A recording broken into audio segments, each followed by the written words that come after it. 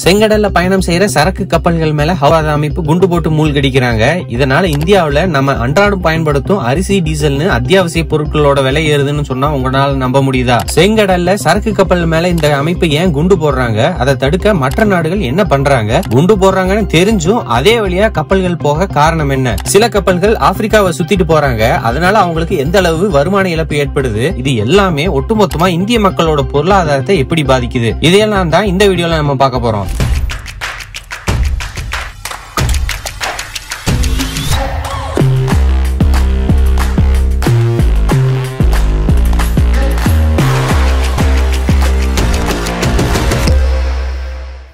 இந்த பிரச்சனையை முழுசா புரிஞ்சுக்கிறதுக்கு முதல்ல புவியியல் அமைப்புகளை நம்ம தெரிஞ்சுக்கிறது அவசியம். ஆப்பிரிக்க கண்டத்துல இடம்பெற்றிருக்கும் எகிப்து, சூடான் ஆகிய நாடுகளுக்கும் அரேபிய தீபகற்பத்துல இடம்பெற்றிருக்கும் சவுதி அரேபியா மற்றும் ஏமன் ஆகிய நாடுகளுக்கு இடையே அமைஞ்சிருக்கிறது தான் செங்கடல். இந்த கடலுக்கு கடைசியில தான் ஆப்பிரிக்க கண்டத்தையும் ஐரோப்பிய கண்டத்தையும் இணைக்கும் உலகின் மிக முக்கியமான சூயஸ் கால்வாய் அமைஞ்சிருக்கு. சூயஸ் கால்வாய் எவ்வளவு முக்கியத்துவம் வாய்ந்தது, அந்த கால்வாய் வழியா பயணம் பண்ற அனுபவம் எப்படி இருக்கும், சூயஸ் கால்வாய் வழியா போகாம ஆப்பிரிக்காவை சுத்திட்டு போனா எவ்வளவு செலவாகும் அப்படிங்கறத பல வீடியோக்கள்ல இதுக்கு முன்னாடி பதிவு செஞ்சிருக்கேன். அதையெல்லாம் பார்த்திருந்தீங்கன்னா இந்த டைம் ஃப்ரேமுக்கு போயிருங்க. பார்க்காதவங்களுக்கு ஒரு சின்ன குறிப்பா சொல்லிடுறேன். இந்திய நாட்டோட மும்பை துறைமுகத்திலிருந்து துருக்கி நாட்டோட இஸ்தான்புல் துறைமுகத்துக்கு ஒரு கப்பல் போகணும்னா சூயஸ் கால்வாய் கட்டுறதுக்கு முன்னாடி அந்த கப்பல் ஆப்பிரிக்காவை சுத்திட்டு தான் போக முடிச்சது. இதுக்கான பயண தூரம்னு பாத்தீங்கன்னா சுமார் 12,000 நாட்டிக்கல் மைலுக்கும் அதிகங்க. இத ஒரு கப்பல் சராசரியா 12 நாட் ஸ்பீட்ல போச்சுன்னா போய் சேர்றதுக்கு 43 நாட்கள் ஆகுங்க. அதுவே சூயஸ் கால்வாய் கட்டினதுக்கு அப்புறம் இந்த பயண தூரம் வெகுவா குறைஞ்சு சுமார் 3800 நாட்டிக்கல் மைலா கம்மியாயிருக்கு. இதையும் 12 நாட் ஸ்பீட்ல ஒரு கப்பல் போச்சுன்னா வெறும் 13 நாள்ல அந்த கப்பல் இஸ்தான்புல் துறைமுகத்தை போய் சேர்ந்துருங்க. இதனால கடல் வழி வர்த்தகம் அதிகமாச்சு, கப்பல் நிறுவனங்கள் லாபம் மீட்டுன, எல்லாத்துக்கும் மேல அத்தியாவசிய பொருட்களுடைய விலையும் கணிசமா குறைந்தது. தற்சமயம் சூயஸ் கால்வாய் மற்றும் செங்கடல் வழியா தான் உலகத்தோட 12% மேலான கடல் வழி சரக்கு போக்குவரத்து நிகழ்ந்துட்டு வருது. முக்கியமா ஐரோப்பிய மற்றும் ஆசிய நாடுகளுக்கு இடையான சரக்கு போக்குவரத்துக்கு ஒரு மிகப்பெரிய பாலமா இருந்து வர்றது இந்த செங்கடலும் சூயஸ் கால்வாயும் தான். இந்த வழியில ஏதாவது பிரச்சனை ஏற்பட்டா அது உலக அளவுல மிகப்பெரிய தாக்கத்தையே ஏற்படுத்தும். உதாரணத்துக்கு சொல்லணும்னா மார்ச் 2021ல எவர் கிவன் அப்படிங்கிற ஒரு மிகப்பெரிய கண்டெய்னர் கப்பல் சூயஸ் கால்வாயின் குறுக்க மாட்டி எந்த கப்பலும் அந்த வழியா போக முடியாத மாதிரி ஆயிருச்சு. அதனால க்ரூட் ஆயில், பெட்ரோலியம் ப்ராடக்ட், மக்களுக்கு தேவையான அத்தியாவசிய பொருட்கள் இது எல்லாத்தையுமே கொண்டு போய் சேர்த்துறதுல ரொம்ப தாமதம் ஏற்பட்டுச்சு. சில கப்பல்கள் நீண்ட பாதையான கேப் ஆஃப் குட் ஹோப்னு சொல்ற ஆப்பிரிக்காவை சுத்திட்டு போனாங்க. இதனால கப்பலோடைய கட்டணங்கள் அதிகரிச்சு எண்ணெய் மற்றும் எரிவாயு விலையிலும் தற்காலிகமா ஏற்ற இறக்கங்கள் சந்திச்சது. இது காரணமா ஒரே வாரத்துல மட்டும் சுமார் 6 to 10 பில்லியன் அமெரிக்கன் டாலர் வரை உலக அளவுல பொருளாதார நஷ்டம் ஏற்பட்டுச்சுன்னு சொல்லப்படுது. இப்போ உங்களுக்கு புரிஞ்சிருக்கும் உலக வர்த்தகத்துல சூயஸ் கால்வாய் மற்றும் செங்கடல் எவ்வளவு முக்கியத்துவம் வாய்ந்ததா இருக்குன்னு. ஆனா இப்போ அந்த வழியா வர்ற கப்பல்கள் மேலதான் ஹவுதி அமைப்பு தாக்குதல் நடத்திட்டு வர்றாங்க. யார் இந்த ஹவுதி அமைப்பு? அவங்க ஏன் கப்பல்கள் மேல தாக்குதல் நடத்தணும்? இதுக்கு மையப்புள்ளி இஸ்ரேல் மற்றும் பாலஸ்தீனுக்கு இடையே நடந்துட்டு வர்ற பிரச்சனை. ஒரு வருஷத்துக்கு மேல ஆகியும் இந்த சண்டை தொடர்ந்து நடந்துகிட்டே தான் இருக்கு. இதற்கிடையில ஹமாஸ் மற்றும் பாலஸ்தீனத்துக்கு ஆதரவா யெமன் நாட்டை சேர்ந்த ஹவுதி அமைப்பு 2023 நவம்பர் 19ஆம் தேதி அன்னைக்கு செங்கடல் வழியா பயணம் செஞ்சுட்டு இருந்த கேலக்சி லீடர் அப்படிங்கிற ஒரு சரக்கு கப்பலை கடத்தி அந்த கப்பல்ல இருக்கிறவங்களை எல்லாம் பிணை கைதிகளை புடிச்சு வச்சுக்கிட்டாங்க.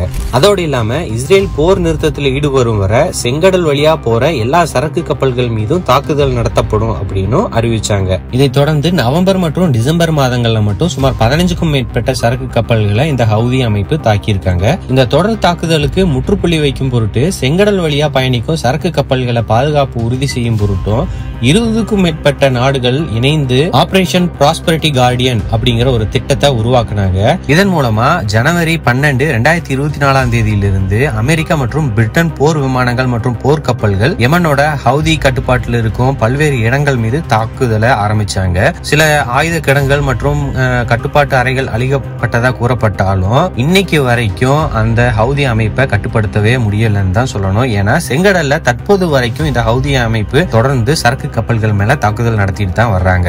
இந்த ஹவுதி அமைப்பு செங்கடலை கடக்கும் கப்பல் கப்பல்களை 3 வகையா தாக்கிட்டு வர்றாங்க. அதுல 2 வகை வான்வெளி தாக்குதலான ஏவுகணை மற்றும் ட்ரோன் தாக்குதல், 3வதா ட்ரோன் போட் தாக்குதல். இதுல ட்ரோன் போட் வகை தாக்குதல் தான் கப்பல்களுக்கு அதிக ஆபத்து மற்றும் தடுப்பதற்கும் ரொம்ப சிரமமானது. இந்த வகை தாக்குதல்ல வெடிப்பொருட்கள் வைக்கப்பட்ட அதிவேக படகுகளை ரிமோட் கண்ட்ரோல் மூலமா இயக்கி கப்பல் மீது மோத செய்வதுதான் திட்டம். ட்ரோன் மற்றும் ஏவுகணை தாக்குதல்னா கூட பெருச்சேதம் தான் ஏற்படும், ஆனா கப்பல் மூழ்கும் சூழ்நிலை குறைவுதான். ஆனா இந்த ட்ரோன் போட் தாக்குதல் கப்பலோட அடிப்பகுதியில நடத்தப்படுவதால ஒட்டுமொத்தமா கப்பலே மூழ்குவதற்கான அபாயமும் இருக்கு. மேலும் இந்த ட்ரோன் போட்டுகளை கண்டறிஞ்சு அதை எதிர்த்தாக்குதல் நிகழ்த்துவதும் ரொம்ப பெரிய சிக்கலா இருக்கு. உதாரணத்துக்கு தூரத்துல ஒரு படகு வருதுன்னா அது சாதாரண மீன்பிடி படகா, அப்படி இல்லன்னா வெடிமருந்து ஏற்றப்பட்ட ஒரு ஆள் இல்லாத ட்ரோன் படகா அப்படிங்கறது பக்கத்துல வந்ததுக்கு அப்புறம் தான் தெரியும். அதுக்கப்புறம் தற்காப்பு நடவடிக்கையில எந்த அளவுக்கு துரிதமா கப்பல் இருக்கிறவங்க மேற்கொள்றாங்க அப்படிங்கறத பொறுத்துதான் அந்த கப்பல் தாக்குதல் இருந்து தப்பிக்கும். இந்த தாக்குதல் காரணமா சராசரியா ஒரு நாள்ல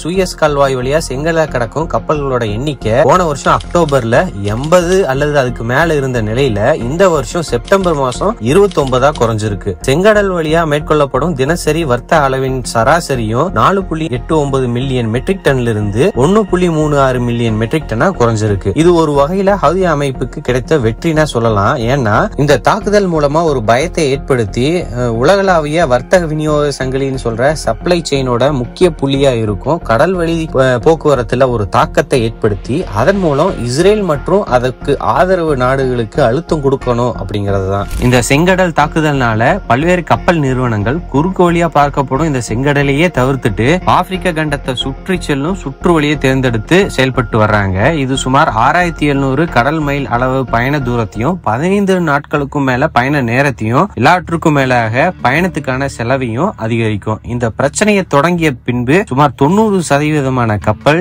இந்த சுத்து வழியில தான் பயணம் செஞ்சுக்கிட்டு இருக்காங்க. கடல்வழி போக்குவரத்து ரொம்ப ஆபத்துங்கிறதுனால ஒரு கப்பல் பயணத்தை மேற்கொள்றதுக்கு முன்பு அந்த கப்பல் மற்றும் சரக்கு இரண்டையுமே காப்பீடு செய்வது வழக்கம். ஆனா இந்த தாக்குதல் பிரச்சனையினால காப்பீட்டு தொகையும் ரொம்ப அதிகரிச்சிருக்கு. இந்த காப்பீட்டு தொகை கூடுதல் தூரம், கூடுதல் எரிபொருள் செலவு, கூடுதல் பயண நேரம் இவை எல்லாமே சேர்ந்து ஒட்டுமொத்தமா சரக்கு ஏற்றுமதியின் விலைகளும் 40-60% வரை உயர்ந்திருக்கு. 20 அடி நீளமுள்ள ஒரு கண்டெய்னரை ஐரோப்பாவுக்கு கப்பல் மூலமா கொண்டு செல்றதுக்கான கட்டணம் முன்பு $500 இருந்த நிலையில தற்போது 5 மடங்கா உயர்ந்து $2500 அதிகரிச்சிருக்கு. அதே போல அமெரிக்காவோட கிழக்கு பகுதிக்கான கட்டணம் முன்பு $1500 இருந்த நிலையில தற்போது $4500 அதிகரிச்சிருக்கு. இந்த கப்பல் தாக்குதலால நேரடியா பாதிக்கப்பட்ட முதல் நாடு அப்படின்னா அது எகிப்தை சொல்லலாம். இதனால சூயஸ் கால்வாய் மூலமா கிடைக்கும் வருமானமும் வெகுவா குறைஞ்சிருக்கு. 2023-24 நிதியாண்டுல கிடைத்த வருமானம் அதுக்கு முந்தைய வருஷத்துல கிடைச்ச வருமானத்தை விட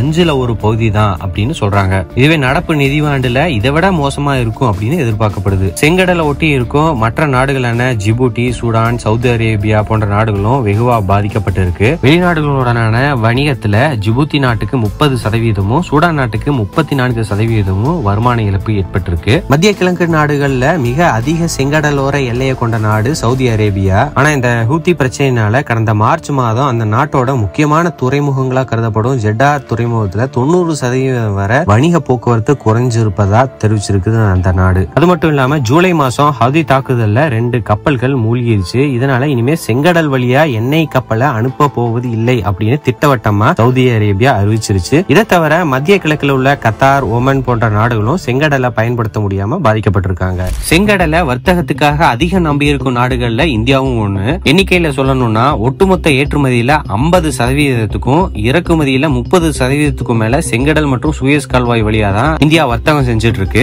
ஒட்டுமொத்தமா இந்தியா $30 பில்லியன் அமெரிக்கன் டாலர்கள் வரை பொருளாதார இழப்பை சந்திச்சிருக்கிறதா ஆராய்ச்சி நிறுவனம் கூறியிருக்காங்க. கடந்த மாதங்கள்ல ஒரு இந்திய எண்ணெய் கப்பல் கூட செங்கடல் வழியா ஐரோப்பாவுக்கு போகல. அனைத்து கப்பல்களும் ஆப்பிரிக்காவை சுத்திட்டு தான் போகுது. மேலும் கடந்த ஆண்டு டிசம்பர் மாதத்தோட ஒப்பிடும்போது ஏற்றுமதி செய்யப்படும் எண்ணெயின் அளவு நாளொன்றுக்கு 4.25 லட்சம் பேரல் இருந்து 2.5 லட்சம் பேரல்களா குறைஞ்சிருக்கு. இந்த பிரச்சனை தினசரி நாம வாங்கும் ஒரு பிஸ்கட் பாக்கெட்டோட விலையில கூட எதிரொலிக்கும். துறை சார்ந்து பார்க்கணும்னா இந்த பிரச்சனையில அதிகமா பாதிக்கப்பட்டிருப்பது விவசாயத்துக்கான இறக்குமதி தான். எம்ஓபின்னு சொல்ற ரேட் ஆஃப் பொட்டாஷ் உரமானது 10-15% இஸ்ரேல் இருந்தும் 20-30% ஜார்டன்ல இருந்து இறக்குமதி செய்யப்படுது. தற்போது போதுமான அளவு இந்தியாவோட கையிருப்பு இருக்குது. ஆனா செங்கடல் பிரச்சனை ஆண்டு கணக்குல நீடிச்சுக்கிட்டே போனா உர இறக்குமதி பிரச்சனை விசுவம் எடுக்கலாம். உரத்தை போல மூலப்பொருட்களோட இறக்குமதியும் இந்த பிரச்சனையில நிலை அதிகம் பாதிக்கப்பட்டிருக்கு. இது தவிர கச்சா எண்ணெய் ஏற்றுமதி மற்றும் இறக்குமதி, மருத்துவ பொருட்கள் ஆகியவை மிதமான அளவுல பாதிக்கப்பட்டிருக்கு. செங்கடல்ல தொடர்ந்து தாக்குதல் நடக்கிறதுனால அந்த வழியா பயணம் செய்யும் கப்பல்களோட எண்ணிக்கை குறைஞ்சிருக்கே தவிர முற்றிலுமா நிக்கல. இன்னும் பல கப்பல்கள் தொடர்ந்து அந்த வழியா போய்கிட்டு தான் இருக்கு. அப்படின்னா செங்கடல் வழியா பயணம் செய்யும் அந்த கப்பல்கள் எந்த நம்பிக்கையில அந்த வழியா பயணம் செய்யறாங்க? ஒருவேளை திடீர் தாக்குதல் நடந்தா அதை எப்படி அந்த கப்பல்கள் எதிர்கொள்ளும்? கப்பல்ல வேலை செய்யும் கப்பல் மாலுமிகள் தங்கள் உயிரை பாதுகாக்க என்ன மாதிரியான நடவடிக்கைகளை எல்லாம் மேற்கொள்வாங்க? இது எல்லாமே அடுத்த வீடியோல நம்ம பார்க்கலாம். இந்த வீடியோ உங்களுக்கு பிடிச்சிருந்ததுன்னா கண்டிப்பா லைக் பண்ணுங்க. உங்கள் கருத்துக்களை கமெண்ட் செக்ஷன்ல மறக்காம பதிவு செய்யுங்க. நீங்க கொடுக்கிற ஒவ்வொரு கமெண்ட்டும் தான் என்ன அடுத்தடுத்த நல்ல தரமான கப்பல் சம்பந்தமான பதிவுகளை பதிவு செய்யறதுக்கு ஊக்குவிப்பா இருக்கும். மீண்டும் அடுத்த வீடியோல உங்களை சந்திக்கிறேன். அது வரைக்கும் நன்றி.